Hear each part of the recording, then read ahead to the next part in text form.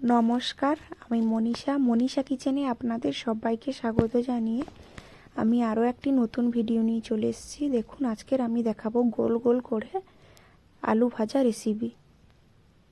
দেখতে পাচ্ছেন, এইগুলো ছোট্ট ছোট্ট যে আলু হয়, নতুন আলু, দেশি আলু, এইগুলোকে আমি এরকম গোল গোল চাকচাক করে কেটে নিয়েছি।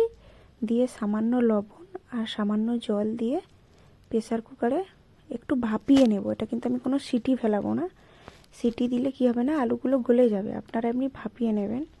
দেখতে পাচ্ছেন আলুগুলো কিন্তু গলেনি, খুব সুন্দর সেদ্ধ হয়ে গেছে। আমি ঠিক এইভাবে আলুগুলোকে সেদ্ধ করে দেখুন খোসা ছাড়িয়ে নিয়েছি। তারপরে কিছুটা পেঁয়াজ নিয়ে নিয়েছি। পেঁয়াজটাকে মিক্সিতে আমি ঠিক এইভাবে ঘুরিয়ে নেব। খুব বেশি পেস্ট করবে না, এইভাবে আধা আধা থাকবে। একটা কড়াই বসিয়ে নিয়েছি আমি, লোহার কড়াই। এর মধ্যে আমি সামান্য অয়েল দিয়ে দেব। তেলটা গরম হয়ে গেলে আমি আলুগুলোকে দিয়ে দেব।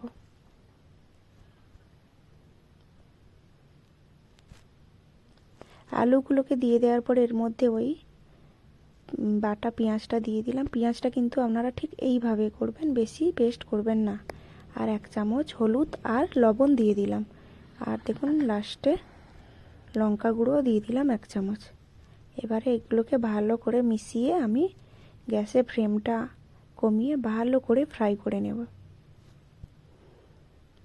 আপনারা সবসময় গ্যাসের আঁচটা কমিয়ে রাখবেন, না হলে কী হবে না, পেঁয়াজগুলো মশলাটা পুড়ে যাওয়ার চান্স থাকবে।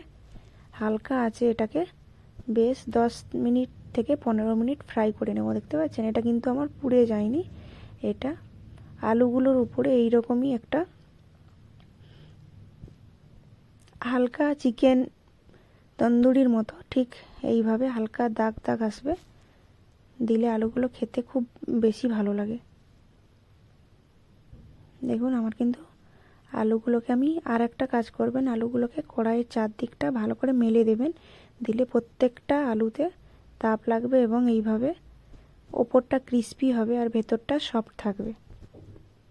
আমার কিন্তু ভাজাটা প্রায় হয়ে এসছে।